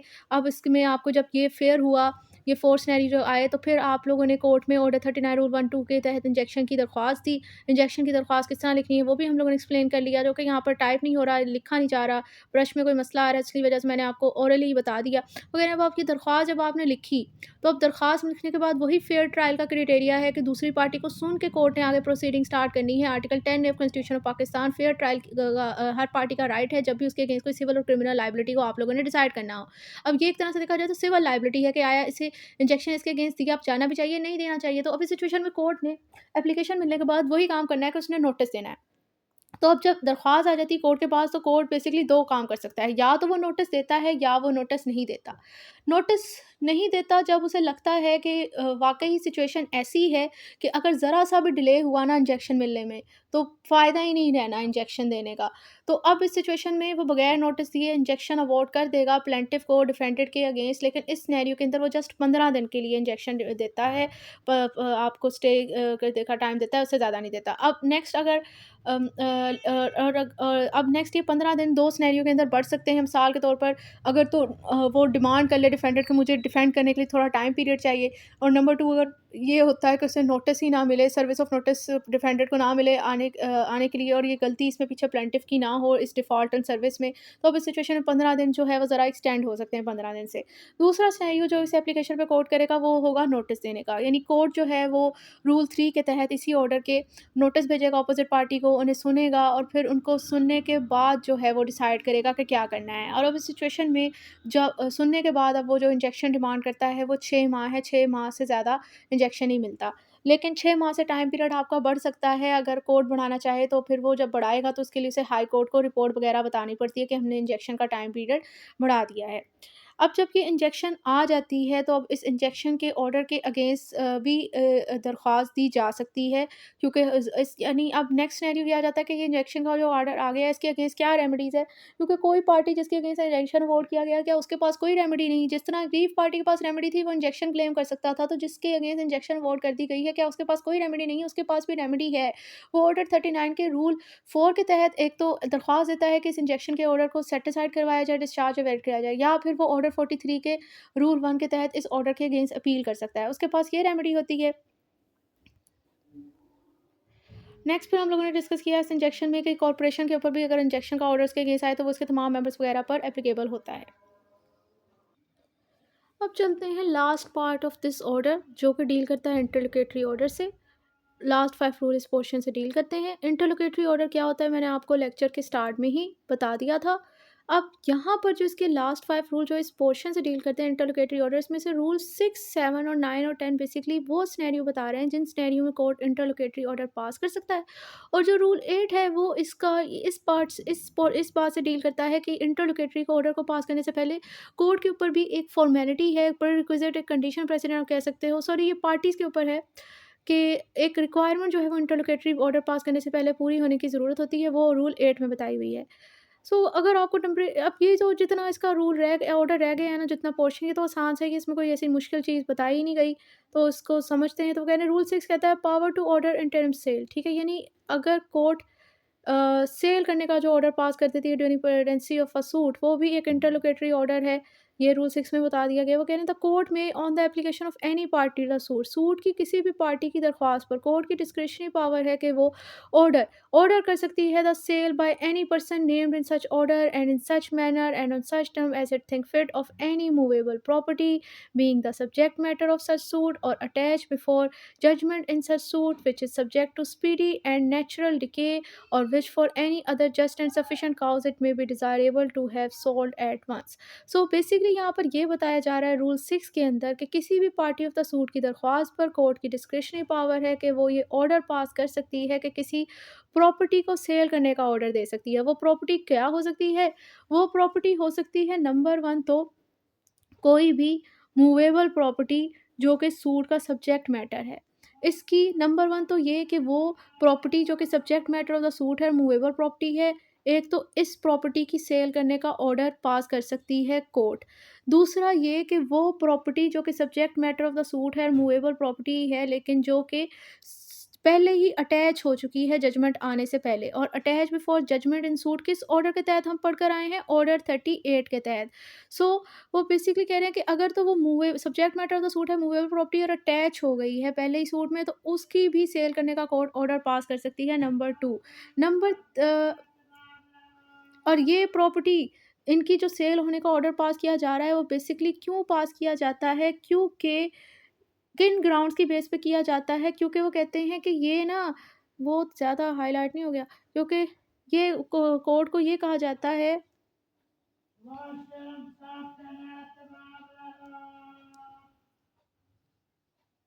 नेक्स्ट है rule 7, detention, preservation, inspection extra of subject matter of the suit. Rule 1 कहता है द कोर्ट में on the application of any party to a suit and on such term as think fit. So court के भी discretionary power है कि किसी party suit की दरख्वास्त पर या उन टर्म्स और कंडीशन पर जो उसे बेहतर लगती हैं, उसके तहत कोर्ट कौन से इंटरलोकेटरी ऑर्डर पास कर सकता है? Clause A, make an order for the detention, preservation, inspection of any property which is a subject matter of the suit. मतलब एक ऐसी प्रॉपर्टी जो कि subject matter of the suit है, उसकी डिटेंशन, उस प्रॉपर्टी की डिटेंशन का, उसकी प्रिजर्वेशन का, उसकी इंस्पेक्शन का ऑर्डर कोर्ट एक तो पास कर सकता है आया खुद या फिर किसी पार्टी की दरख्वास्त पर। और as to which any question में अराइज देयर। और इसी तरह इस प्रॉपर्टी ऑफ जो कि subject matter of the dispute है, उससे मतलब कोई क्वेश्चन रेज हो जाता है तो उसको उसकी इंस्पेक्शन का ऑर्डर दे सकता है, क्योंकि उसकी प्रिजर्वेशन डिटेंशन का तो लॉजिकल ही नहीं है। क्वेश्चन कोई मैटर है तो उसको आप किस तरह डिटेन कर सकते हो या प्रिजर्व कर सकते हो? उसकी इंस्पेक्शन का ऑर्डर दे सकता है। Clause B, for all or any of the purposes of foresight authorise any person to enter upon or into any land or building in the possession of any other party to such suit. और इसी तरह जो ऊपर purposes यानी detention, preservation और inspection का बताया, उन तमाम पर्पसेज को परफॉर्म करने के लिए वो किसी पर्सन को अथॉरिटी दे सकता है कि भाई ये फलां प्रॉपर्टी ऑफ द सूट जो है वो किसी फलां पार्टी ऑफ द सूट, दूसरी पार्टी ऑफ द सूट की पोसेशन में है ना, तो आप उसकी लैंड और बिल्डिंग में जाकर इन तमाम पर्पसेस के लिए यानी डिटेंशन, प्रिजर्वेशन, इंस्पेक्शन के लिए आप दाखिल हो सकते हैं। इसके लिए वो किसी बंदे को अथॉरिटी दे सकता है। Clause C, for all or any of the purposes of foresight authorise any sample to be taken or any observation to be made or experiment to be try which may be seem necessary experiment for purpose of any full formation or evidence. इसी तरह कह रहे हैं जो above purposes यानी detention, preservation, inspection के लिए जो उसने अथॉरिटी दी हुई थी ना, उसके लिए वो ये कह सकता है उन तमाम पर्पसेस के लिए वो ऑथराइज कर सकता है कि कोई भी सैंपल लेने का ऑर्डर दे सकता है, कोई भी ऑब्जर्वेशन और एक्सपेरिमेंट करने का, ट्रायल करने का ऑर्डर दे सकता है। जो भी उसे बेहतर लगता है कि फुल इन्फॉर्मेशन एविडेंस लेने की ज़रूरी है, तो वो इस तरह काम करने का भी ऑर्डर दे सकता है। Sub rule 2, the provision as to the execution of process shall apply for tenders or tenders. इसी तरह वो कह रहे हैं जो एग्जीक्यूशन ऑफ प्रोसेस की जो प्रोविजन है, जैसे कि ऑर्डर 21 में जो कि एग्जीक्यूशन ऑफ प्रोसेस की प्रोविजन सारी उसी में बताई हुई हैं। तो वो कह रहे हैं कि वो जो एग्जीक्यूशन ऑफ प्रोसेस की प्रोविजन है ना, वो स्लाइड चेंजेस के साथ अप्लाई होंगी उस तमाम पर्सन पे भी जो कि उस बंदे के ऊपर भी जो कि इस रूल के अंदर उसे अथॉरिटी दी हुई है। वो क्या अथॉरिटी दी हुई है कि फ़लाँ जगह पर जाके आपने इंस्पेक्शन करनी है, प्रिज़र्वेशन एंड डिटेंशन करनी है या फिर सैंपल वगैरह लेने, एक्सपेरिमेंट करना है। तो वो कह रहे हैं कि वो जब ये सारे फंक्शन को परफ़ॉर्म कर रहा होगा ना, तो जो एग्जीक्यूशन और प्रोसेस की प्रोविज़न है, वो स्लाइड चेंजेस के साथ इस बंदे पर भी अप्लाई होंगी। नेक्स्ट है rule 8, application for such order to be after notice. Sub rule 1, an application by the plaintiff for an order under rule 6 or 7 may be made after notice to the defendant at any time after the institution of the suit. So वो कह रहे हैं कि अगर तो किसी plaintiff को rule 6 और 7 का ऑर्डर चाहिए, मतलब वो कोर्ट से चाहता है कि फ्लोर जो है वो प्रॉपर्टी बेच दे, किसी बंदे को डिटेन कर ले या इस प्रॉपर्टी को डिटेन कर ले या प्रिजर्वेशन करे और इंस्पेक्शन करवाए इस प्रॉपर्टी की या सैंपल वगैरह ले, ऐसा कोई ऑर्डर वो प्लेंटिफ चाहता है। तो इसके लिए वो जो दरख्वास्त देगा ना, ऐसा करने के लिए वो दरख्वास्त उसने देनी है, पहले उसका दरख्वास्त बाद में देनी है, पहले उसका नोटिस देना है उसने डिफेंडेंट को, और ये दरख्वास्त वो दे सकता है और ये नोटिस वो दे सकता है सूट इंस्टीट्यूट होने के बाद किसी भी टाइम। इसी तरह से इन सब रूल 2 में बताया कि अगर डिफेंडेंट को भी इसी तरह के ऑर्डर चाहिए रूल 6 और 7 के, तो उसने भी दरख्वास्त बाद में देनी है, पहले उसने प्लेंटिफ को नोटिस देना है और ये नोटिस उसने देना है अपनी अपीयरेंस के किसी भी टाइम वो दे सकता है। फिर उसके बाद rule 9, way when party may be put in immediate possession of land the subject matter of the suit. Rule 9 को समझने के लिए ज़रूरी है कि आप अपने माइंड में ये ऑक्शन वाली सिनेरियो को रख लें। जैसे हम लोग बहुत सारी जगह पे देखते हैं, हम लोगों ने बहुत ज़्यादा वेब सीरीज़ के अंदर ये चीज़ देखी है कि ऑक्शन लगी हुई है और वो कहते हैं कि भाई 50 करोड़ एक और 50 करोड़ 2 और 50 करोड़ 3, जो कहता है वो जीत जाता है। तो मतलब जो पैसे पे करता है, वो जो ऑक्शन में नीलामी में प्रॉपर्टी लगी होती है वो उसी की हो जाती है। सो रूल 9 के अंदर भी बेसिकली वही सिनेरियो बताया हुआ है कि अगर कोई पर्सन कोई रेवेन्यू जो कि किसी लैंड पे कोई रेंट ड्यू है, कोई रेवेन्यू ड्यू है, अगर वो दे देता है ना, तो फिर कोर्ट उसको उस प्रॉपर्टी की पोसेशन, उस लैंड की पोसेशन उसे दिलवा देती है। इसमें बेसिकली यही बताया गया है, तो मैंने इसलिए इसको ऑक्शन वाली सिचुएशन के साथ रिलेट किया ताकि आपको याद रखने में आसानी हो जाए कि रूल लाइन में बेसिकली बताया गया है। सो कहते हैं कि where land paying revenue to a government, अगर कोई लैंड ऐसी है जहाँ से गवर्नमेंट को रेवेन्यू जा रहा है, और a tenure liable to sale, tenure भी बेसिकली लैंड ही को ही कहते हैं। तो वो कह रहे हैं कोई ऐसा टेन्योर है जिसके ऊपर लायबिलिटी है कि उसको बेचा जाए, इस subject matter of the suit, मतलब वो लैंड और वो टेन्योर, वो लैंड जहाँ से गवर्नमेंट को रेवेन्यू जा रहा है, वो लैंड जो कि टाइबल लायबल टू सेल है, वो सूट का सब्जेक्ट मैटर है, यानी सूट में उसी के मुतल्लक चल रहा है। If the party in possession of such land or tenure neglect to pay the government revenue or the rent due to the proprietor of the tenure, वो कह रहे हैं कि अगर जिस पार्टी के पास इस लैंड की पोसेशन है ना, इस लैंड और टेन्योर की पोसेशन है, वो पोसेसर क्या करता है, जो गवर्नमेंट को रेवेन्यू जाना है और जो रेंट ड्यू है प्रोप्राइटर पर, यानी उस लैंड के मालिक के ऊपर रेंट ड्यू है, जो रेवेन्यू गवर्नमेंट को जाना है, वो पोसेसर भी पे नहीं करता। As the case may be and such land or tenure is consequently order to be sold. अब जो कि कोई फ़ायदा ही नहीं हो रहा उनके लिए, तो वो व्हाइट एलिफेंट हो गई ना कोर्ट के लिए। व्हाइट एलिफेंट ऐसी प्रोवर्ब, ऐसा इडियम यूज़ किया जाता है किसी चीज़ के लिए जिसका मतलब होता है कि कोई चीज़ आपके लिए यूज़लेस हो। तो वो इनके लिए भी बेसिकली यूज़लेस हो गई, क्योंकि जहाँ जहाँ तो उससे रेंट आ रहा है, ना उसे कुछ आ रहा है, तो गवर्नमेंट ने तो अपना नुकसान पूरा करना है, वरना तो उसके लिए तो ये लैंड व्हाइट एलिफेंट है, वो इसको ऑर्डर दे देती है कि भाई इसको बेचा जाए।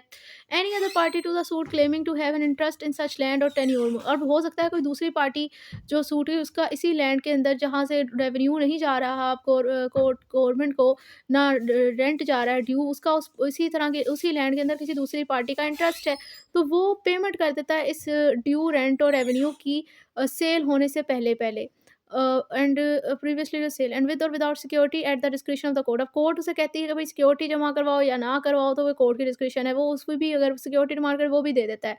तो फिर कोर्ट करेगी कि भाई put in immediate possession of land और रेवेन्यू। तो फिर इस सिचुएशन में कोर्ट जो है वो इस लैंड और रेवेन्यू को इस पर्सन की पोसेशन में जिसने पेमेंट कर दी होगी, मतलब उस ड्यू रेंट और रेवेन्यू की, कोर्ट ऑर्डर करेगी कि इसकी पोसेशन अब इस पर्सन को दिलवाई जाए।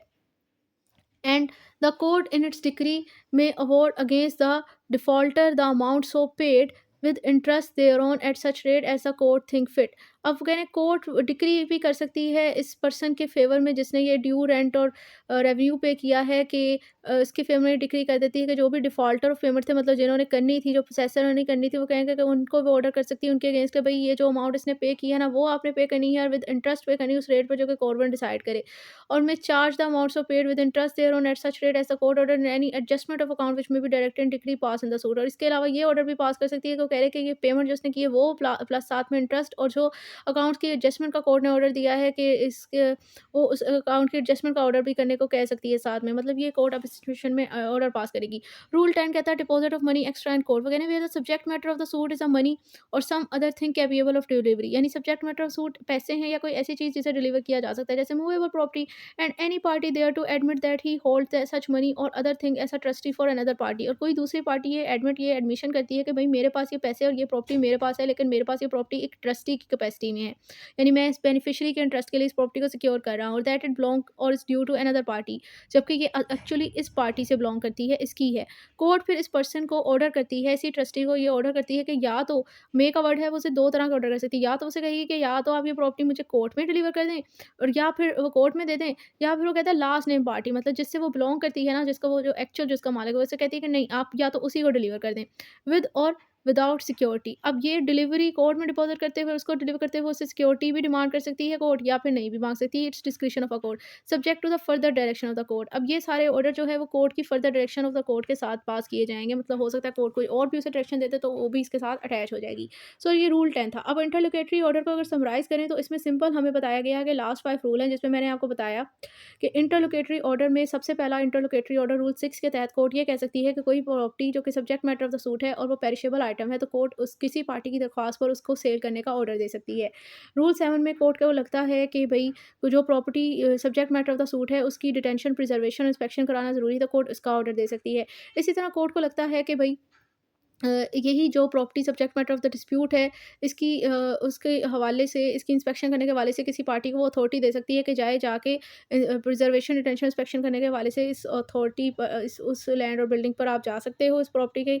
और इसी तरह वो ये भी कह सकती है कि भई कोई सैंपल वगैरह प्रॉपर्टी की प्रॉपर्टी डिस्प्यूट की इंस्पेक्शन और प्रिजर्वेशन, डिटेंशन के हवाले से कोई सैंपल लेना ज़रूरी है, कोई इंक्वायरी, इन्वेस्टिगेशन करना ज़रूरी है, कोई एक्सपेरिमेंट ज़रूरी है, तो इसके करने का भी कोर्ट ऑर्डर दे सकती है। लास्ट फिर उसके बाद ये बताया गया है कि अगर कोई पार्टी किसी लैंड के ऊपर कोई रेवेन्यू और रेंट ड्यू है और वो पे नहीं करता पोसेसर, लेकिन कोई दूसरी इंटरेस्टेड पार्टी ने सूट पे कर देती है, तो कोर्ट ऑर्डर दे सकती है कि अब ये लैंड का एक्चुअल ओनर ये हो गया है, इस रेंट ड्यू रेंट और रेवेन्यू को पे करने के बाद तो वो उसको इसकी पोसेशन दिलवाने का ऑर्डर दे सकती है। रूल 10 के तहत हम लोगों ने कहा कि इंटरलोकेटरी ऑर्डर में कोर्ट ये पास कर सकती है कि अगर किसी पर्सन कोई ट्रस्टी के तौर पर कोई प्रॉपर्टी होल्ड डाउन करके बैठा हुआ है लेकिन उसका एक्चुअल ओनर नहीं है, तो कोर्ट से कहती है कि या तो आप प्रॉपर्टी जो कि वो प्रॉपर्टी भी ऐसी हो कि वो पैसे हो या मूवेबल प्रॉपर्टी, तो कोर्ट से कह सकती है या तो आप मुझे जमा करवा दो या फिर जो एक्चुअल ओनर है उसे बता दें, with or without security order pass कर सकती है।